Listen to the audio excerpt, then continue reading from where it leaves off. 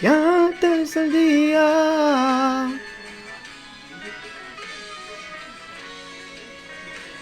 Por lo tanto te digo, hermano, tu dolor no ha sido en vano, fue para mejorar tu adoración. La tumba no me aguanta, ya no. Aleluya. Dios le bendiga a todos en esta poderosa tarde. Gloria al Señor, estamos aquí.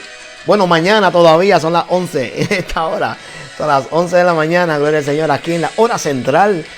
Transmitiendo en vivo desde la ciudad de Milwaukee, Wisconsin, acá en los Estados Unidos. Saludamos a todos, gloria al Señor, que en esta hora van a estar compartiendo esta transmisión. Muchas bendiciones de parte de su amigo y hermano, el pastor Jesús Osorio.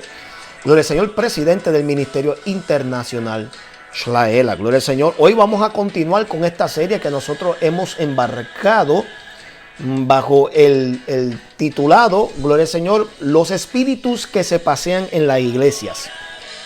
Hoy vamos a tocar, gloria al Señor, la cuarta parte, el espíritu de Saúl. Tú no te quieres perder esto, gloria al Señor. Hemos estado tocando buenos temas, tal vez no profundizando como deberíamos, pero creo que lo que hemos estado compartiendo con cada uno de ustedes me parece suficiente para que nosotros tengamos una idea de los efectos y los impactos que causan estos tipos de espíritus cuando se manifiestan desmedidamente dentro del movimiento de la iglesia. ¿Ven? No se nos vaya, quédense con nosotros que venimos en breve, señores. Aleluya. Con el tema, el espíritu de Saúl.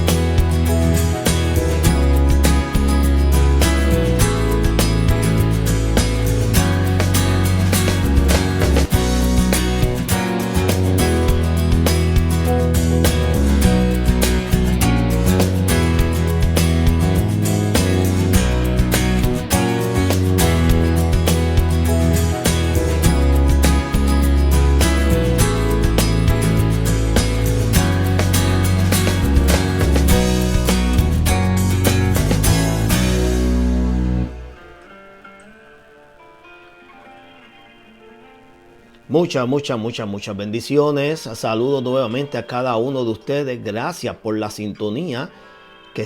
Gloria al Señor, de poder estar con nosotros una vez más. Gloria al Señor. Estamos aquí contentísimos de poder seguir transmitiendo con cada uno de ustedes, trayendo enseñanza, porque para eso hemos sido nosotros, amén, llamados.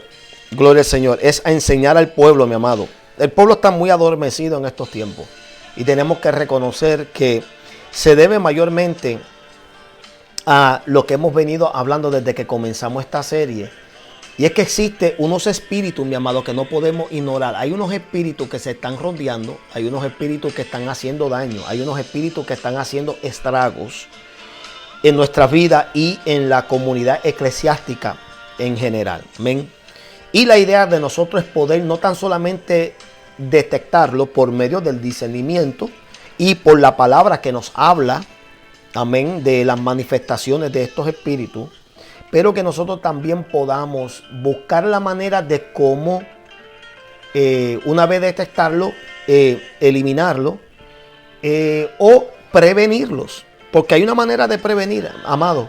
Hay una manera que se puede hacer algo para prevenir que estas características, estas conductas, estas actitudes se manifiesten a tal magnitud que causen estos daños. Claro, somos humanos y no hay manera en sí de nosotros poder eliminar de por todo ciertos comportamientos. Pero sí hay manera de prevenirlos. ¿Y cómo se previene mayormente? Enseñando palabra. Y claro, cuando el ambiente en la iglesia es uno que permite que la palabra de Dios cause convicción. Uno de los problemas, y antes de indagar en esto, quiero hacer mención a esto que no lo hice en el principio. Si hay algo que yo he podido notar dentro de las iglesias y que me lleva a hacer un análisis educadamente sobre los asuntos y los entornos que se forman dentro de las iglesias, el ambiente, es que cuando hay una decadencia de la enseñanza bíblica, de la palabra del Señor, no nos puede estar raro que estas cosas ocurran. Es insólito a veces que nosotros a veces tomemos la postura de que hay cosas que nos agarran de sorpresa y que nos dejan con la boca abierta, cuando si indagamos bien profundo nos damos de cuenta que una de las razones que le está dando puerta abierta a que el diablo pueda meterse es porque no hay una buena enseñanza bíblica. O si hay una enseñanza bíblica, es una que se ha desviado de la doctrina, se desvía de los principios bíblicos y teológicos. Y esas cosas están causando lo que hasta el sol de hoy seguimos viendo, los estragos y las manifestaciones de estos espíritus dañinos, destructivos, que vienen con un solo propósito: es causar grandes estragos, divisiones, disensiones y desunidad dentro del pueblo del Señor. Y claro, es cierto que como individuos nosotros podemos tomar la decisión de no ser partícipes o de no ser esos vasos que el diablo utilice. Pero lo cierto es que como estos espíritus trabajan sigilosamente y trabajan tras bastidores, hay momentos, mi amado, que si una persona no está bien conectada con Dios, tarde que temprano estos espíritus van a encontrar cabida y van a trabajar con nuestros pensamientos, nuestras emociones, van a hacer raíces, van a echar raíces en nuestros corazones y eventualmente nos vamos a convertir en vasos útiles para destrucción. Y eso es bien importante que nosotros entonces pues podamos entender. La iglesia tiene que comenzar ahora a pelear más que nunca, porque la iglesia está llena de teoría, no teología, teoría, está llenísima de especulaciones, está llena de supersticiones y está llena de religiosidad. Y esas cosas destruyen, mi amado. Esas cosas son las que el diablo utiliza para aprovecharse de el nivel y del estado espiritual en cual se encuentra la iglesia. Bien, el tema de hoy es el espíritu de Saúl. No el espíritu que lo atormentaba a él, sino vamos a hablar del espíritu que hoy en día se manifiesta en las iglesias, que es uno que tenía Saúl. ¿Okay? Primero que nada vamos a mirar algunos detalles aquí de la vida de Saúl. Saúl, cuyo nombre en el arameo es Shaul, significa uno que es pedido por Dios. Pedido por Dios. Escuchen bien, porque esto no se trata de que Dios lo mandó a pedir. Pedido de Dios es conforme a un pedido que hizo alguien. Y nosotros sabemos que él fue pedido ¿por quién? Por el pueblo. La historia, mayormente tú la vas a comenzar. La historia de Saúl comienza aproximadamente comienza realmente en el capítulo 9 de Primera de Samuel, pero da auge su ascensión en el capítulo 8. En el capítulo anterior de Primera de Samuel usted va a ver qué fue lo que dio cabida a que el pueblo se enojara con el juez y profeta Samuel a tal magnitud que pidieran rey.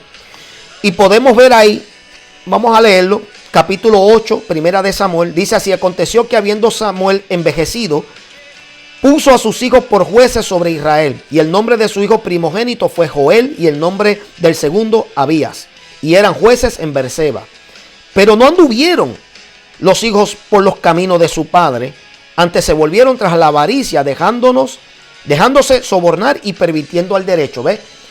Vemos ahí que eso fue lo que dio cabida. Si usted lee más adelante, dice que los ancianos de Israel se juntaron y vinieron a Ramá para ver a Samuel y le dijeron: he aquí, tú has envejecido y tus hijos no andan en tus caminos. Por tanto, constitúyenos ahora un rey que nos juzgue, como también todas las naciones.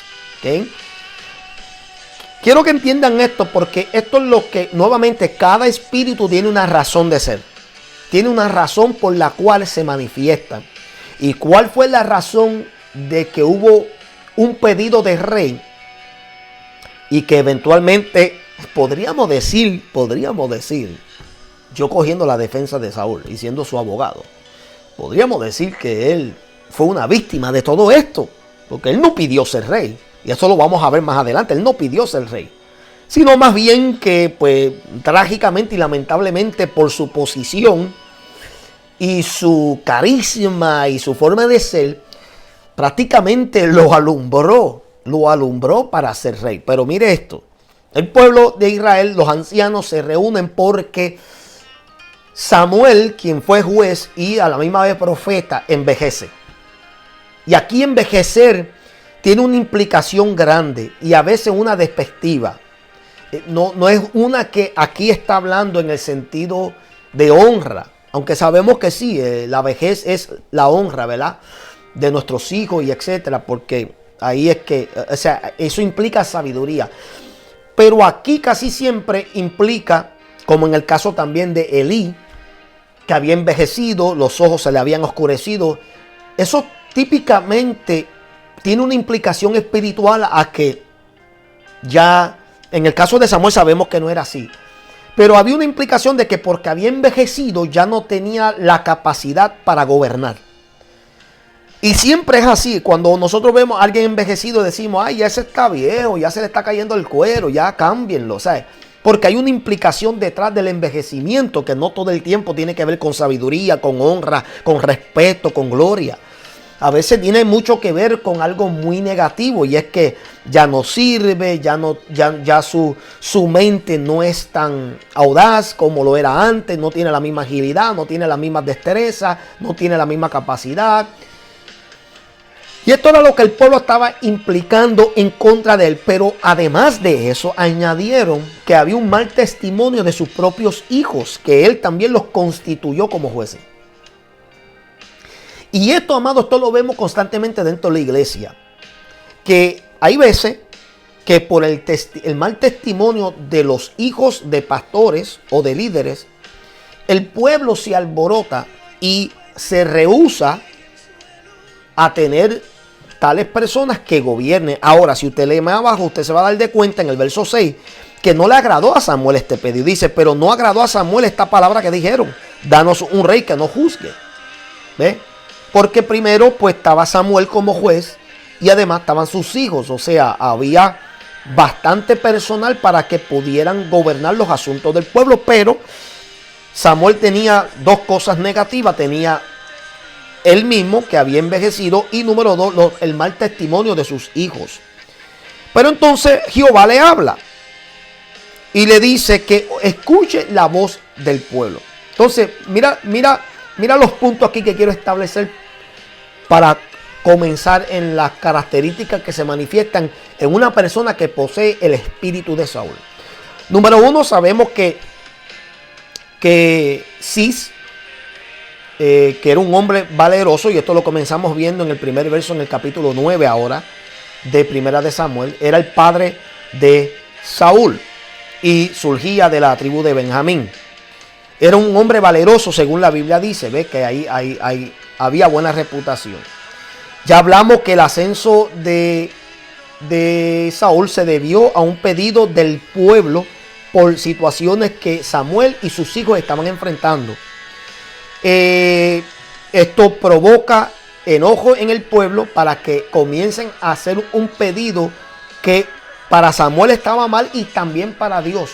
Pero Dios lo concede por causa de la rebeldía. Eso lo vemos en el verso 9. Dice: ahora pues oye su voz y más protesta solamente contra ellos y muéstrales cómo les tratará el rey que reinará sobre ellos. Entonces Dios concede esa petición. Y Dios dice: está bien, lo único que concédele, óyelo, concédele la petición, pero solamente protesta en esto y muéstrale cómo va a ser ese rey. Entonces, ya nosotros sabemos el resto de la historia de Samuel. Él asciende, es ungido, amén, por petición del pueblo. De ahí es que viene su nombre, Shaul, del arameo, que significa pedido de Dios. Pero no es que Dios lo pidió, sino más bien que el pueblo puso un pedido delante de Dios para pedir rey.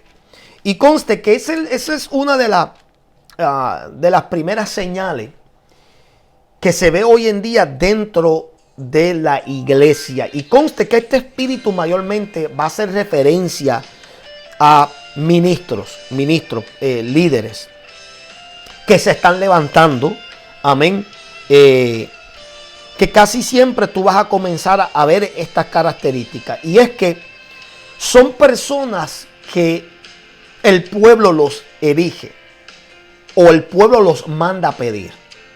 Mucha gente sin darse de cuenta, o muchos pastores sin darse de cuenta, tienen el nombre Saúl. Simbólicamente tienen el nombre Shaul, del arameo, pedido de Dios. Porque han sido pedidos de parte del pueblo o de un grupo y no necesariamente de Dios. Y el hecho de que Dios haya permitido, mi amado, mira, esto a mí me ha tocado verlo en diferentes lugares, incluyendo aquí en Wisconsin. Aquí se divide una iglesia y el pueblo rápido determina quién es el próximo que va a gobernar sobre ellos como rey. Eso significa, indiscutiblemente, si esa iglesia prospera, indiscutiblemente si a simple vista parece ser que Dios está bendiciendo, eso no significa eso. Y esto es bíblico. No lo estoy diciendo porque yo tenga algo en contra de los que están pastoreando una iglesia dividida. No, es que verdaderamente no. Una persona que se levanta dentro de una iglesia que ha sido dividida por las razones que sean. A mí no me interesa si el pastor cayó en pecado. Si Dios no lo saca de ahí, si Dios no le place sacarlo de ahí, y la iglesia se divide y ese grupo escoge a otro, ese pastor tiene el nombre de Saúl. Uy, se fueron. Se fue la internet. Que yo sepa, acá está pro fuerte la internet. No sé, a lo mejor tu teléfono está dañado. O a lo mejor te estás haciendo. Quédate ahí porque estos temas hay que hablarlos. Estos temas hay que hablarlos. Ninguno que asciende a un pastorado, habiendo sido elegido por los hombres, es pastor. Dios te permite, pero vamos a ver que hay unas razones por las cuales eso es así. Y te voy a mostrar que tu pastorado no es genuino con lo próximo que va a ocurrir después. Quédate ahí. Entonces vemos que la primera señal es que estas personas, estos individuos, buscan el ascenso por medio del pedido del pueblo. El pueblo les cae bien. Ven ciertas cualidades. Es más, mire esto, casi siempre es una persona de buen parecer.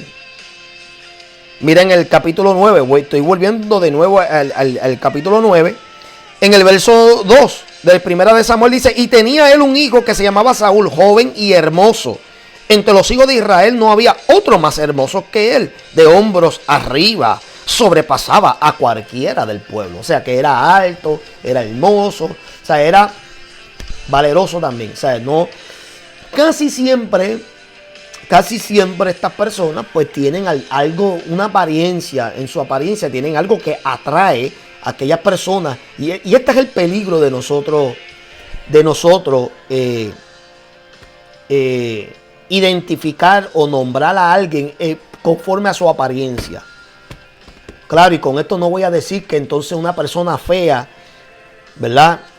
O sea, que cada vez que veamos a alguien feo, por así decirlo, ¿verdad? Y esto lo digo con mucho respeto, que vamos entonces a considerar ese es el verdadero llamado. No, lo que estoy queriendo decir a veces es que las apariencias engañan. Y eso fue lo que ocurrió también en la vida de Samuel. Que cuando él fue a ungir rey, él miró de primera impresión a uno de los hijos de él y entonces se dio de cuenta, no, el mismo Dios lo paró en seco y dijo, no mire su apariencia que yo lo desecho. Entonces, tenemos que entender que esa es una de las primeras señales para nosotros poder entender. Tenemos que tener cuidado y mirar bien cuando hay cuando hay una popularidad y fanatismo dentro de la iglesia hacia una persona. ¿Ok? Cuando eso está ocurriendo, hay que tener ojo. Hay que poner ojo, porque eso es indicativo que cualquier cosa que ocurra dentro de la iglesia, esa persona va a ser postulada por el mismo pueblo y no por Dios. Dios lo va a permitir con un propósito. Claro. Y sabemos, y eso es otra cosa. Sabemos que el ungimiento de Samuel fue uno genuino. No voy a decir tampoco que no lo fue. Contrario a la opinión pública, el ungimiento de Samuel fue genuino. A mí no me interesa si fue con una redoma o que un cuernito o lo que sea. El asunto aquí no es, porque hay predicadores que les gusta sacar las cosas, quieren buscar secretos y claves dentro de la Biblia, como que si se está escondiendo, ocultando algo. Eso no importa si fue con una gota de aceite. Yo no creo que Dios está midiendo la cantidad de aceite que vaya derramado sobre mi cabeza para declarar si algo es genuinamente ungido o no. Aquí la cosa es que fue ungido. Y fue ungido legítimamente. Aunque no conforme a la voluntad perfecta de Dios, pero Dios lo permitió. Y Dios había confirmado el reinado de Saúl condicional. Ahí está la clave. Era uno condicional, es decir, Saúl tenía que cumplir con unas cosas, con unos mandatos de Dios específicos, si quería que su reinado fuese confirmado. Esa es la diferencia de un llamado genuino de parte de Dios y uno que es escogido o nombrado por el pueblo.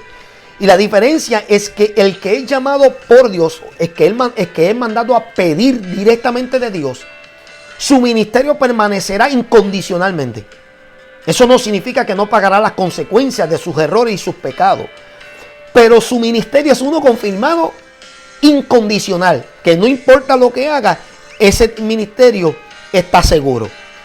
Pero el que es mandado a pedir por los hombres, por el pueblo, por capricho, es uno que va a ser aprobado por Dios condicionalmente. Prepárate para tú saber cuáles son esas condiciones y tú te responsabilizas de cumplir con eso al pie de la letra. No lo haces y verás las consecuencias, incluyendo perdiendo ese ministerio. Así es esto. A mí tampoco me suena bien y me gusta la idea, pero eso es lo que Dios hace y así es, punto y se acabó.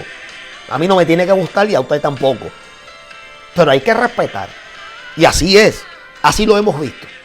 Ahora bien, hay 4 características, para no indagar y alargar esto mucho.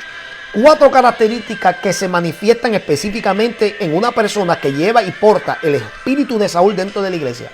Y conste, como dije, esto puede ser manifestado ya en una persona que está pastoreando o una persona que está a punto de ascender a un pastorado. ¿Okay? Digo mayormente pastorado porque recuerden, el pastor es tipificado como lo es un juez o un rey en los tiempos del Antiguo Testamento. Y hace mucho esa referencia. ¿Por qué? Porque tanto el juez como un rey gobiernan un pueblo y de igual manera un pastor. Están presidiendo sobre un pueblo y liderando. La primera característica o personalidad o actitud que muestra una persona con el espíritu de Saúl es, número 1, es que una persona que tiende a obedecer a Dios parcialmente. Es una persona que tiende a obedecer a Dios parcialmente. Por favor, escuchen esto. Hay una diferencia de tú hacer lo correcto y otra cosa es hacer casi lo correcto. Lo correcto y casi lo correcto no es lo mismo. Si a ti te parece correcto, pero no es totalmente correcto, es parcial. Y Saúl fue una persona que se dejó llevar por lo que él pensaba que era correcto y justo ante sus ojos y terminó obedeciendo a Dios parcialmente. Una obediencia parcial es desobediencia total. Repito, obediencia parcial es desobediencia total. Bueno, yo espero que me estén escuchando. Primera de Samuel capítulo 15, versos del 8 al 9, vemos esta desobediencia o esta obediencia parcial. Mire esto, ustedes saben, esto es Saúl que salió en batalla. Y mira lo que ocurre cuando él decide ir en guerra. Vamos a comenzar para que tengan más o menos una idea. Todavía voy a leer el verso 8 y 9, pero es que me gusta para que usted tenga más o menos una idea. Comenzando en el verso 2, dice: así ha dicho Jehová de los ejércitos, yo castigaré lo que hizo Amalec a Israel al oponerse en el camino cuando subía de Egipto. Ve pues y hiere a Amalec y destruye todo lo que tiene y no te apiades de él. Mata a hombres, mujeres, niños y aún los de pecho, vacas, ovejas, camellos y asnos. Válgame. Cualquiera de nosotros diríamos: wow, qué severo es Dios. Qué severo es Dios. La orden es clara, específica. Esto era un momento, si acaso, que si Saúl tenía preguntas, que la hiciera, para que se le quedara grabado. Pero Dios fue claro. Verso 4, Saúl pues convocó al pueblo y les pasó revista en Talaim, 200,000 de a pie y 10,000 hombres de Judá. Y viniendo Saúl a la ciudad de Amalec, puso emboscada en el valle. Y dijo Saúl a los... y dice: idos apartaos y salid de entre los de Amalec, para que no os destruya juntamente con ellos. Porque vosotros mostraréis misericordia a todos los hijos de Israel cuando subían de Egipto. Y se apartaron los ceneos de entre los hijos de Amalec. Y Saúl derrotó a los amalecitas desde Avila hasta llegar a Shur, que está al oriente de Egipto. Y tomó vivo a Agag, rey de Amalec. Pero a todo el pueblo mató a filo de espada. Y Saúl y el pueblo perdonaron a Agag y a lo mejor de las ovejas y del ganado mayor, de los animales engordados, de los carneros y de todo lo bueno, y no lo quisieron destruir, mas todo lo que era vil y despreciable destruyeron. Eso fue lo que Dios le dijo que hiciera, que preservara al rey Agag de Amalec y que preservara todo lo mejor del ganado que él tenía. No. Entonces ahí vemos la obediencia parcial, que termina siendo una desobediencia total de parte del rey Saúl.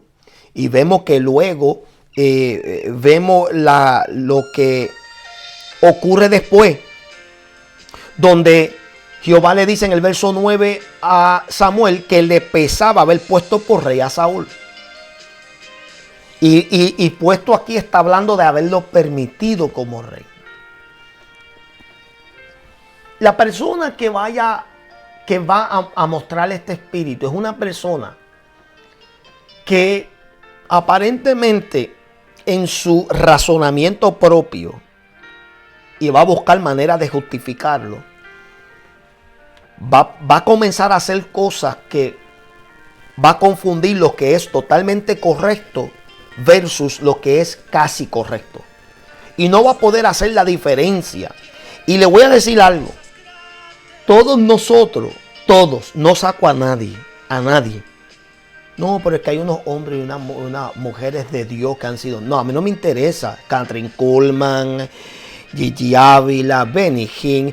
Mencióname el que tú quieras, de calibre, que le haya salido fuego por la boca, lumbrera por los ojos y aceite por las manos. Mencióname el que tú quieras y yo te voy a decir: nadie.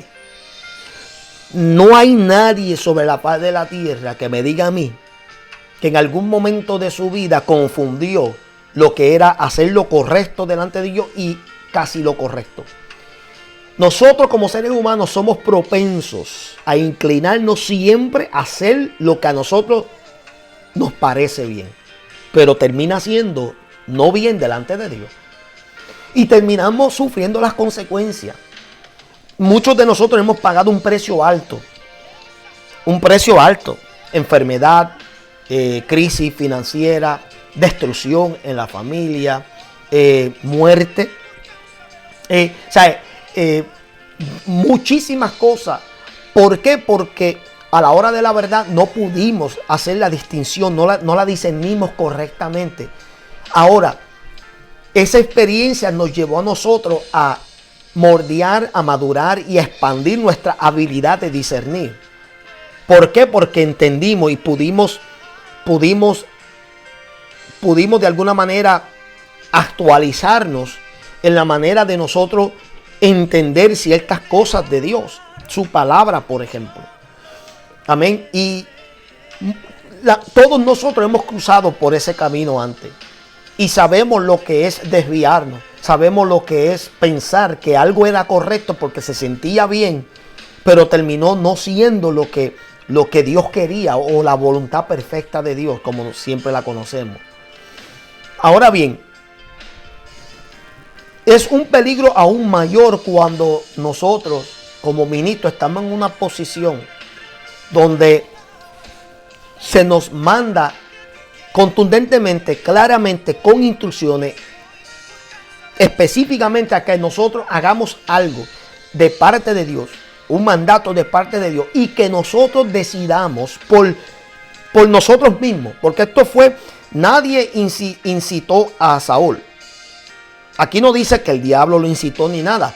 Su propio ego, su propia avaricia, su propio orgullo, su propio razonamiento lo llevó a pensar que tal vez él podía mostrar misericordia. O sea, mira, y esto es otra cosa. Esto es una de las instancias donde Dios no te está pidiendo que tú seas como Él y muestres misericordia, porque claramente Dios le dice a él, no vas a mostrar misericordia. Tú vas a hacer lo que yo te digo, punto y se acabó. Este era el momento de ver cuál era tu obediencia.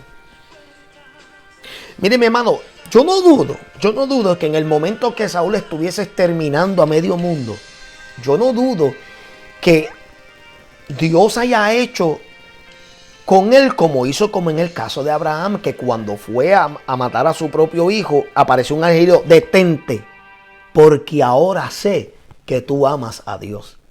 Yo no lo dudo, pero Saúl no le dio esa oportunidad y nunca sabremos si Dios en verdad hubiese intervenido. Porque ciertamente aquí iban a morir gente inocente, especialmente los de pecho, los niños.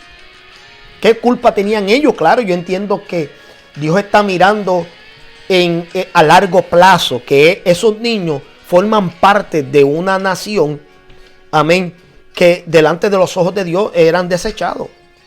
Y que Dios no quería que esa generación continuara creciendo por lo que le habían hecho, la oposición que habían hecho contra Israel saliendo de Egipto. Eso lo vemos ahí, ya esas son las razones por las cuales Dios quiso levantar guerra contra esa nación. Ok, yo puedo llegar a esa conclusión, pero Saúl decidió por sí mismo desobedecer a Dios totalmente en medio de un razonamiento propio. Y eso es lo que está ocurriendo hoy en día dentro de la iglesia. Que existen hombres que se están levantados por Dios, que terminan luego haciendo cosas que ellos creen que están bien, pero en verdad no es aprobado por Dios. Y esa es la primera característica. Obediencia parcial.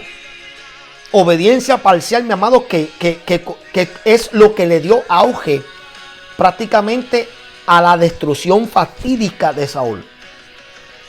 En este episodio aquí, en esto que él hizo, esto comenzó todo.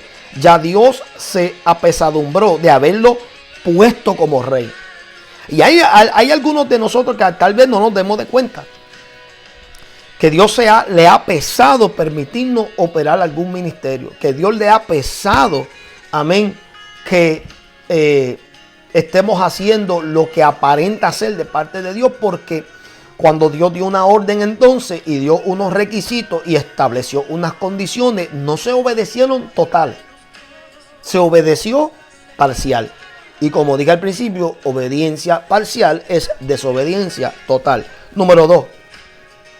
La segunda característica es que cuando surgen esas obediencias parciales, y Dios comienza a retirar su favor y su gracia sobre esa persona, lo segundo que comienza es a mirar con desagrado a otros que están ascendiendo, a otros que el Espíritu de Dios ha sido depositado sobre ellos. Comienza esa persona a tener ojos de desagrado contra esa persona en particular.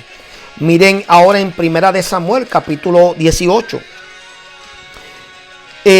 Después que David vence y mata a Goliat, mira lo que dice en el verso 8 de Primera de Samuel, capítulo 18. Dice: y se enojó Saúl en gran manera, y le desagradó este dicho, y dijo: a David dieron 10,000 y a mí 1,000. No le falta más que el reino. Y desde aquel día Saúl no miró con buenos ojos a David. Esa es la segunda característica.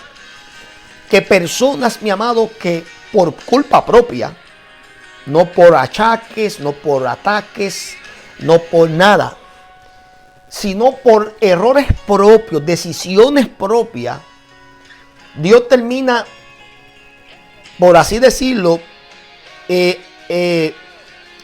sacando su gracia y su favor sobre esa persona. Y esa persona comienza entonces, con sus ojos carnales, comienza a despreciar a aquella persona que Dios está levantando, a la persona que Dios está depositando su gracia y su favor en esa persona. ¿Ustedes lo han visto? Tal vez tú eres una persona que te ha sentido así, que ha visto el desprecio de tu mentor o de tu pastor o de el líder, amén, que tienes en tu iglesia. Te están mirando con desagrado, con desprecio. Eso se debe a que esa persona posiblemente esté portando el espíritu de Saúl, de envidia y de celo. Y esa persona podrá tener nuevamente las excusas. Mira cuál fue la excusa de Saúl. Que a él le molestó que le atribuyeran 10,000 de hombres muertos en batallas a David, y a él solamente le dieron unos pocos. O sea, todo comienza en la forma que las personas te ven a ti. Todo comienza de cómo el pueblo emite un canto, por así decirlo, de victoria. Esto se vio como un halago. Dentro de la iglesia se ve mucho que cuando la iglesia muestra un aprecio especial, o comienzan a halagar a un hermano o a una familia, incluso a mí me ha tocado verlo hasta con una familia, que hay personas que se enojan, hay personas que comienzan a mirar con desagrado. Conste, esto no tiene que ser solamente con un individuo, esto lo pueden portar varias personas. El espíritu de Saúl lo puede portar hasta una familia, lo puede portar una pareja, o lo pueden portar individuos, no importa. Y tampoco está sujeto a edades. Esto puede ser jóvenes adultos o ancianos, no importa. O sea, no incluyo niños, porque aunque hay niños bastante sabiondos, no obstante existe en ellos todavía un nivel de inocencia que todavía como que no han masterizado esta habilidad de tener envidia y celo. Es cuando ya llegan a cierta edad que comienzan a mirar y a tener este espíritu de envidia y de celo, precisamente con otros que se están levantando. Esto se ve a menudo, mi amado. Esto se ve pero súper a menudo. Y ahora podemos entender que esto es típico de una persona que está mostrando el espíritu de Saúl, el espíritu de la envidia, que les molesta, les irrita, les enerva ver a otro levantarse. No les gusta saber de que Dios está utilizando a esa persona con gracia y con favor. ¿Por qué? Porque ya Dios dejó de mirar a esa persona con agrado y con favor y con gracia. Entonces no les queda de otra que esa persona comenzar, en el caso como expliqué con Caín. Eso fue lo que pasó cuando Dios miró con desagrado su ofrenda. Comenzó entonces a mirar con mal agrado a su hermano. Y así hay mucho todavía en la iglesia. Saúl es un espíritu peligroso. ¿Sabe por qué? Porque Saúl fue rey y estaba a cargo de un pueblo. Y estas personas casi siempre que portan este espíritu son personas que están presidiendo sobre algún grupo, o incluso sobre todo una iglesia o algún ministerio. Entonces hay que tener cuidado, porque este espíritu es peligroso. Te mira con desagrado, te descalifica por sus propios criterios, no por los criterios de Dios. A mí me ha tocado ver y escuchar pastores y pastoras que se atreven a descalificar a la gente conforme a sus propios criterios, pero y se atreven a decir que Dios les dijo o que Dios les ha mostrado, mentiras del diablo. Hay gente que vive de los sueños, dejan de estar soñando, es lo que está pasando. Duermen tanto que sueñan tanto. Dejen los sueños. Los sueños a veces son sueños. Déjense de eso. Es impresionante cómo la gente le muestra, cómo la gente dice que Dios les muestra la vida ajena, pero no les muestra la de ellos. Estas personas lo segundo que hacen es que comienzan a mirar con desagrado el ascenso de otras personas. No celebran la victoria. Tercero. Lo tercero que se ve y la característica que se ve, y esto lo vemos en el capítulo 18, versos 17 al 19, es que la persona que porta el espíritu de Saúl comienza a tender trampas, a hacer ofertas y crear distracciones. Repito, lo tercero que hace este espíritu, quien lo porta, es que comienza a tender trampas, a hacer ofertas y a crear distracciones. Vamos a leer lo que dice en el capítulo 18 de Primera de Samuel, versos 17 al 19. Mira lo que dice. Entonces dijo Saúl a David: he aquí, yo te daré Merab, mi hija mayor, por mujer, con tal que me seas hombre valiente y pelees la batalla de Jehová. Mira esto es una oferta que le está haciendo. Mas Saúl decía dentro de sí, mira lo que él decía, mira lo malo que es. No será mi mano contra él, sino que será contra él la mano de los filisteos. Pero David respondió a Saúl: ¿quién soy yo o qué es mi vida o la familia de mi padre en Israel para que yo sea yerno de rey? Y llegado el tiempo en que Merab, hija de Saúl, se había de dar a David, fue dada por mujer a Adriel Mealotita. Mire esto. Saúl le hace una oferta. Pero la oferta es una para crear distracción y es una para tender una trampa. Y es para que, mira lo malo que es a Saúl. Él dice: te voy a dar a mi hija. Tenemos que entender que a lo mejor las hijas de Saúl eran hermosas. Te voy a dar a mi hija con tal de que tú pelees las batallas por mí.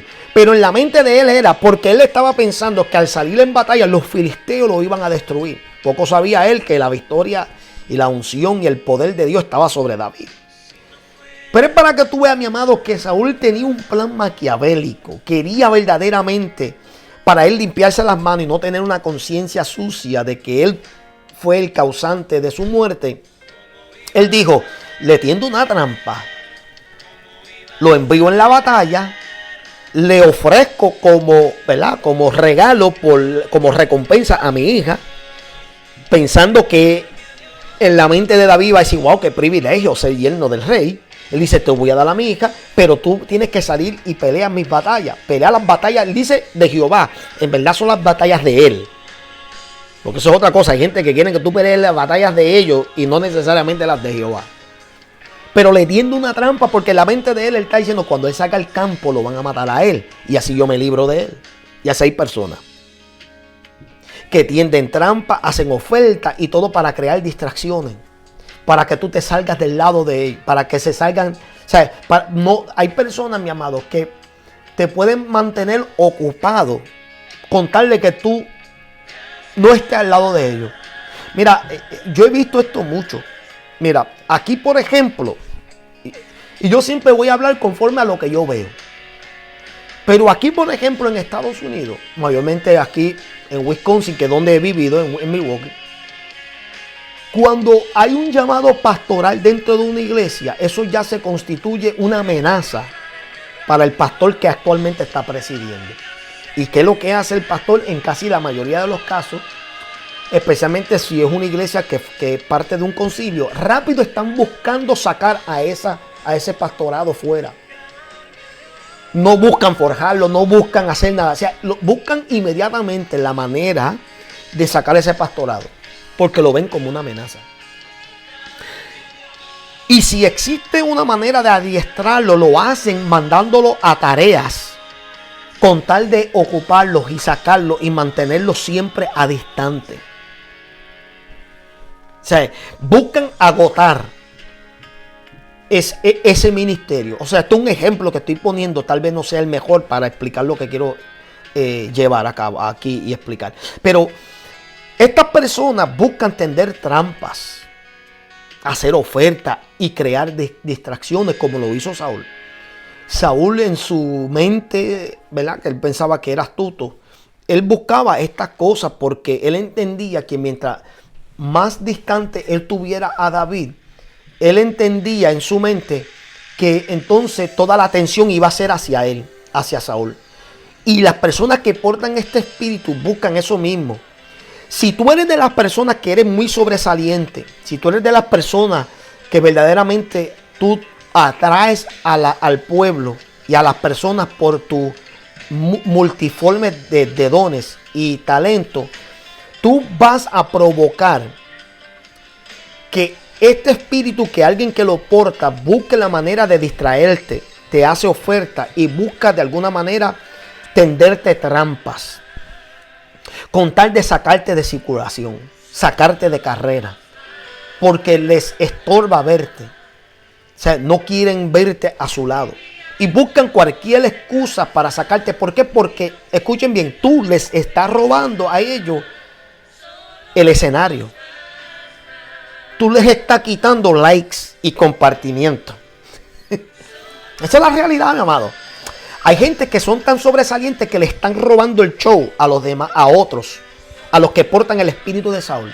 El espíritu de Saúl no le gusta que otro venga y le robe a él la luz del escenario. Ellos quieren ser el estrellato, ellos quieren ser los únicos, ellos quieren ser la única, o sea, ellos quieren ser, como decimos nosotros, la Coca-Cola en el desierto. No quieren que más nadie sea. Y si tú eres de las personas que tú asciendes, que el llamado de Dios es genuino en tu vida, que tú tienes la unción, la gracia, el poder, la autoridad de Dios sobre ti, es mejor que tú comiences a crecer ojos espirituales en la parte de atrás de tu cabeza, porque hay un Saúl que te está persiguiendo. Hay un Saúl que va a buscar la manera de tenderte trampa, crear distracción y hacerte oferta, porque le molesta el hecho de que a ti te están aplaudiendo, de que a ti te están llamando, que a ti te están buscando, que contigo consultan, que contigo se reúnen, que a ti te piden consejo, etcétera, etcétera. Esto es un espíritu que se está moviendo. Esto es un espíritu que está circulando ahora más que nunca. Y lo bueno es que personas como David entienden y perciben que hay algo raro con esa oferta. Porque David dice, pero ¿quién soy yo? ¿Y quién es mi padre en Israel para que yo sea yerno del rey? ¿Sabes? ¿Por qué tú me haces estas ofertas? ¿Qué es lo que hay detrás aquí? ¿Sabes? Tiene la habilidad de discernir que hay algo raro. Y gloria a Dios, porque cuando algo no está bien y parece, nosotros tenemos, el americano dice, when something is too good to be true, maybe it is.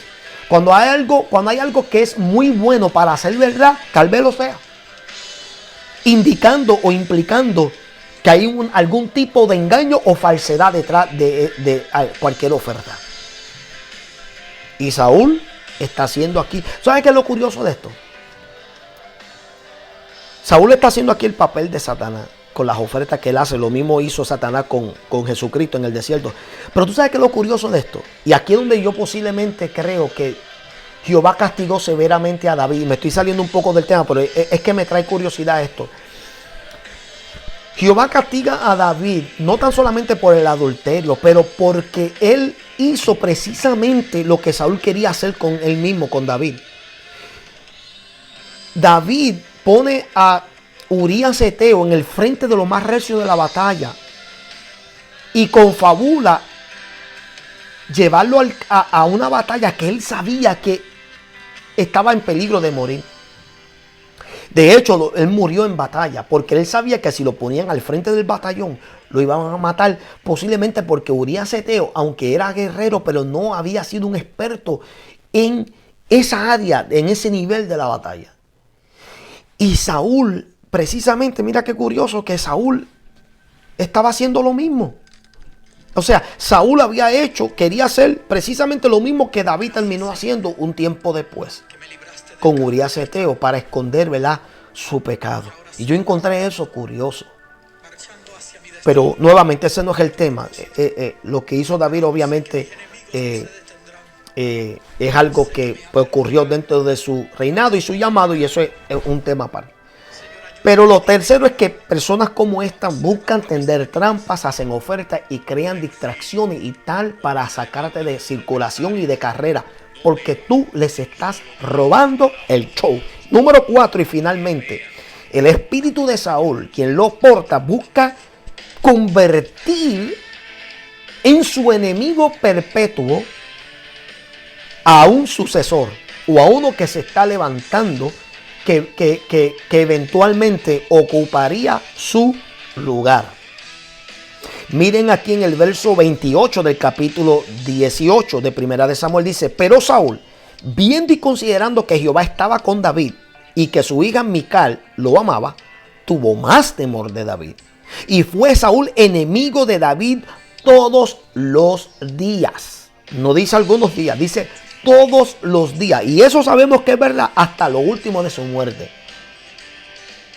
Ahora, ¿David lo consideraba su enemigo? David lo consideró el ungido de Jehová. ¡Wow! ¡Qué clase de honra! ¡Qué clase de honra! Pero Saúl lamentablemente no lo miró como un ungido de Jehová. Reconoció que Dios estaba con él. Reconoció que había un temor mayormente por Dios de que cada vez que intentaba buscar hacerle daño, no podía. Y ese temor lo llenaba de gran pavor que no lo permitía verdaderamente estar tranquilo, pero al mismo tiempo nunca lo miró como amigo, nunca lo miró como hijo, nunca lo miró, no era que era hijo, sino digo hijo en el sentido de que fue uno de sus mentores, fue quien lo agarró en sus principios cuando era jovencito, ¿sabe? No lo miró como una persona que dijo: este es mi yerno, déjame, o sea, es como mi hijo, es parte de la familia, déjame prepararlo para que él pueda ser en mi lugar rey. O sea, no lo miró de esa manera, no aplaudió su victoria, no celebró sus conquistas y su batalla. Fue una persona como vemos hoy en día, mi amado. Estas personas que portan este espíritu de Saúl son personas que se convierten en enemigos perpetuos de las personas dotadas, capacitadas y ungidas de parte de Dios. No espere, mi amado, amistad de tales personas que portan este espíritu. La Biblia dice que Saúl hizo de David su enemigo todos los días. No hubo ni tan siquiera un momento que David tuviese que Saúl mirara con misericordia a David. O sea, Saúl no miraba a su propio yerno como una persona, amén, que verdaderamente él tenía. Este era el momento de Saúl ser el custodiador de él, quien lo recibiera en sus manos, quien lo enseñara, quien lo moldeara, quien lo preparara. Pero Saúl no hizo eso. Y hay muchas personas así, mi amado, que a mí me ha tocado también experimentar tristemente el comportamiento de muchos pastores que ven inmediatamente una pareja o un hombre que está ascendiendo a ese llamado del pastorado y no los ayuda. No hay mentorío, no hay nada. Lo ven como enemigo y eso es triste, mi amado. Eso se está colando dentro de la iglesia. Esas cosas se ven. Lamentablemente no hay forma en sí de uno poder recapacitar con estas personas, porque lo único que ven es amenaza, lo único que ven es enemistad. O sea, para ellos el ministerio es una competencia, no es un llamado genuino de honra, es una competencia para muchos de ellos. Y las personas que se ven amenazados de que alguien más dotado, más capacitado se levante en lugar de ellos comienzan a verlo no como un hermano en Cristo, no lo comienzan a ver como una persona que, o sea, que Dios tenga que ver algo en el asunto. Podrán tener algún miedo, algún temor, pero eso no los lleva completamente a recapacitar a tal magnitud que ellos puedan comprender que lo único que ellos tienen que hacer es ayudar a moldear ese llamado y prepararlo para que puedan ascender con con paz y tranquilidad, ¿verdad? A su rol, a su posición. Mire, mi amado, mire esto. Nuevamente, y no por introducir política en esto, pero tenemos que entender que los reyes en la Biblia son vistos como asuntos de política porque gobiernan y todo un pueblo.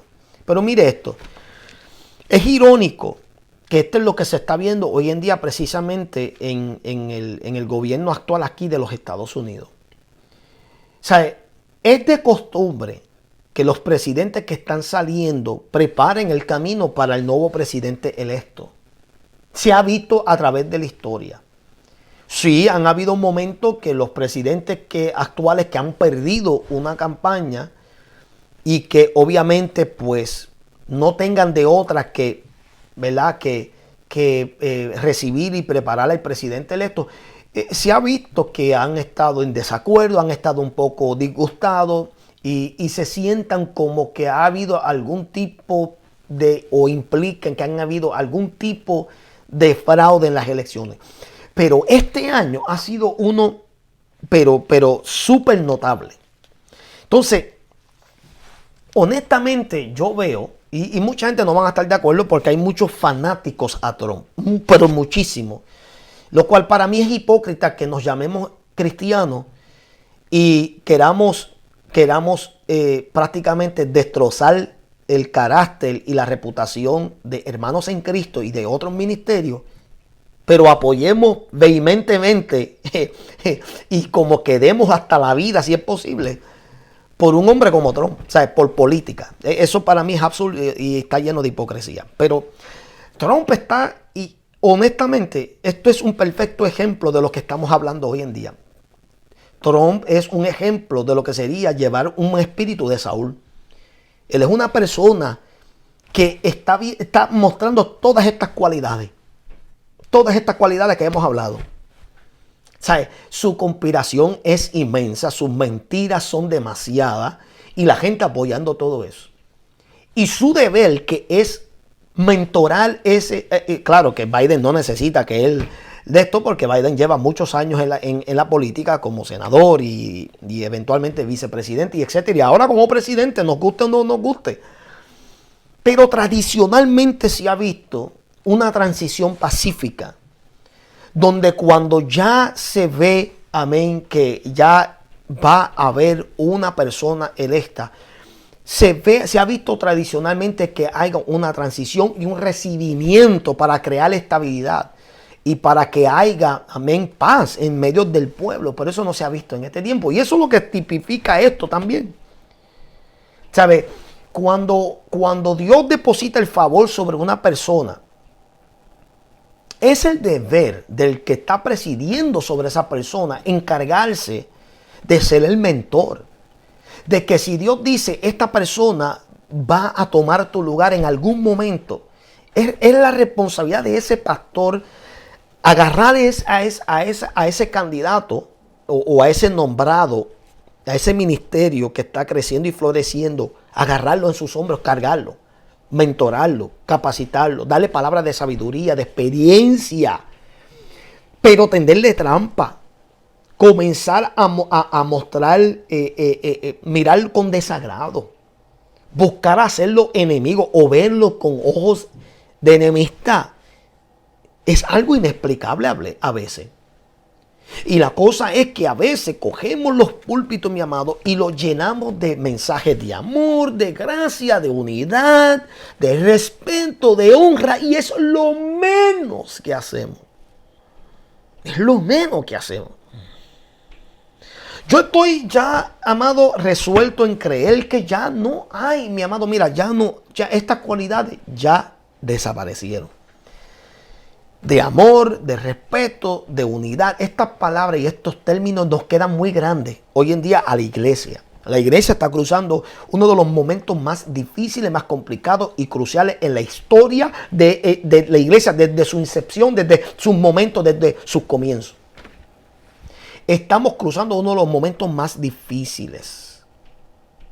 Y es porque la iglesia está a punto de ser levantada. Y la Biblia dice que en los postreros tiempos muchos apostatarán de la fe. Se alejarán de la gracia de Dios. Se alejarán del perdón de Dios. Se alejarán de la misericordia de Dios. Se alejarán de la palabra de Dios. Y por ende se manifestarán estos espíritus con fuerza, buscando nuevamente destruir y destrozar a la iglesia. Que Dios tenga misericordia de nosotros. Bien, mi amado, Dios le bendiga, Dios le guarde. Gracias a cada uno de ustedes por hacer sintonía. Como siempre, para mí es un honor y un orgullo de poder pasar por estos medios y de seguir transmitiendo palabras de conocimiento. Como dije, estos son temas que pueden abundar. No estamos abundando en ellos, estamos tratando de dar, aunque sea algo por encima, algo práctico, conocimiento práctico para que usted entienda cómo operan estos espíritus. Es nuestro deber. No tan solamente detectarlos, pero también reprenderlos. Es importante que la iglesia se mantenga orando, intercediendo. Interceda por nuestros ministros, nuestros pastores, nuestros hermanos, los ministerios que se están levantando. Para que todos podamos nosotros reconocer nuestras capacidades, nuestras funciones y darnos de cuenta que Dios tiene para todos. Y a ninguno repite ni una. Dios le bendiga, Dios le guarde. Comparte este video, gloria al Señor. Y venimos mañana a continuar con esta serie. Muchas bendiciones, Dios le guarde, Dios le bendiga.